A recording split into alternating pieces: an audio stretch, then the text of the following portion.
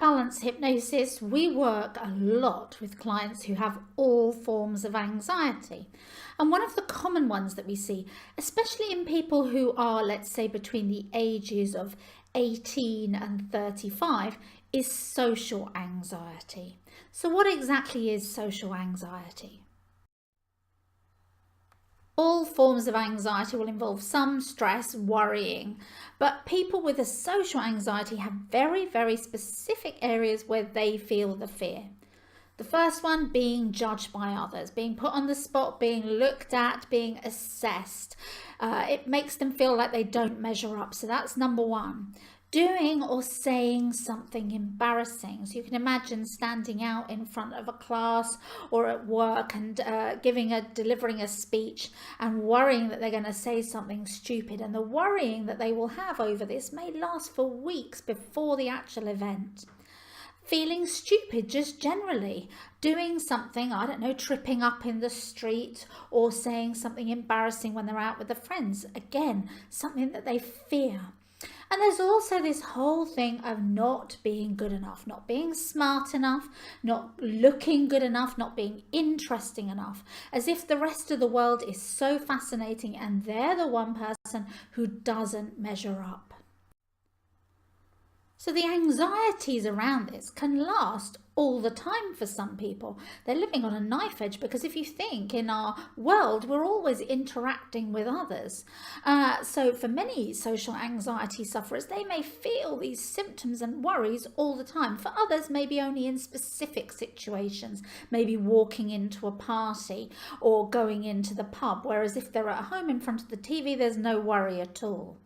And the symptoms, well, any symptoms of anxiety aren't pleasant. And here's just some: blushing, feeling sick, sweating, rapid heartbeats, anxiety, that fear inside, dry mouth, stammering, shaking. And that can eventually, of course, lead to depression, which is a much more serious condition again. So getting help to sort this out is hugely important. The one thing that should be noted about social anxiety is that it equals avoidance. People with the problem avoid other people.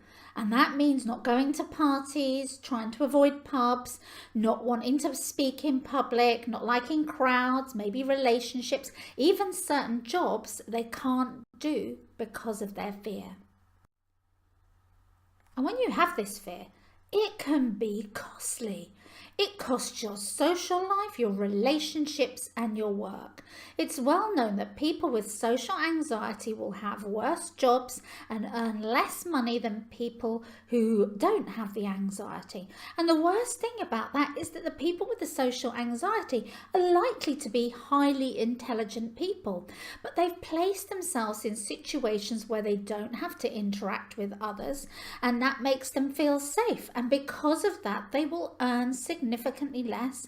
They're less likely to be with a partner or in a relationship, and their social life, well, it will suffer. Many social anxiety sufferers don't have any friends at all, or some just have a very, very small group of people that they trust. So why do people get social anxiety? We can see here that I've put a particular slide up. There we are, there's school. You can see, imagine you're the person now that all of those kids are looking at and the teacher's looking at. And now imagine that they're all laughing at you because you said something wrong. Here's a very, very typical reason why the problem can start.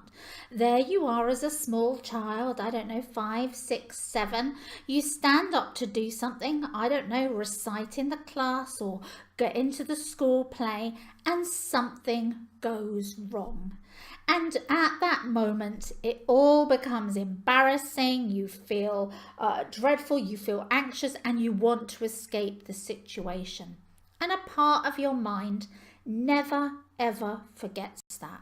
And from that point on, it tells you to avoid any situation where that may occur again. And of course, all that happens is when you go back into a similar situation, your mind starts to give you those anxious feelings, which is a signal to get away. And of course, this just gets repeated and compounded as we get older and older, until eventually the original reason for the social anxiety is forgotten in the back of your brain. So how does hypnosis help with social anxiety? Well, hypnosis uses many different tools in order to get a result from a client. So there are many different things that we may do when a person comes in to see us. Usually we operate over a program of sessions, and a little bit of patience is required. Many people hope that we can resolve a lifetime of problems in 1 or 2 sessions. It's likely that you will be with us for somewhere between 4 to 6 sessions. Sometimes that takes a little bit longer, sometimes quicker.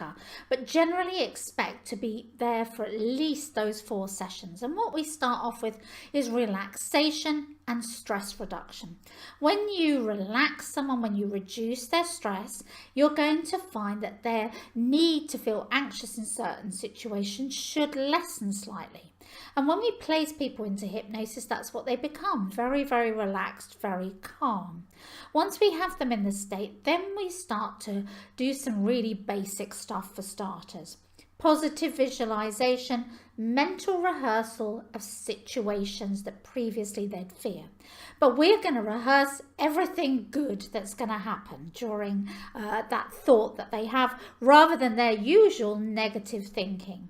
We can also use systematic desensitization, slowly introducing the person to the thing that they fear the most. So maybe getting them out into a group of friends and just doing it maybe for 30 minutes and then going away and assessing how they feel, introducing it more and more and giving them the techniques so that they stay calm when they're doing that.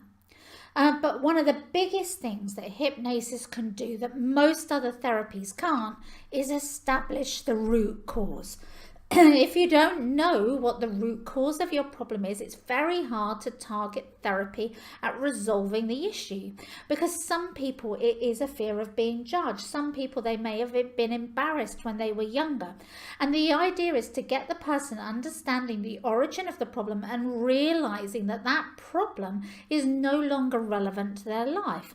If you were embarrassed in the school nativity play when you were 5, so was just about every other kid in that play group. But in the person's mind, because it hit at the wrong time, they believed that there was something fundamentally wrong with them that was different from all their peers, which it wasn't. If you can take them back to that particular moment and get them to re-look at it again, most people would laugh because they realise that it isn't as actually frightening as they would think it is. Once we know what the problem is, then we work on confidence building and what we would call future pacing, taking the person and leaving those thoughts behind and now looking to the future and realizing that they don't need to keep these old anxieties and fears because they no longer have a relevance.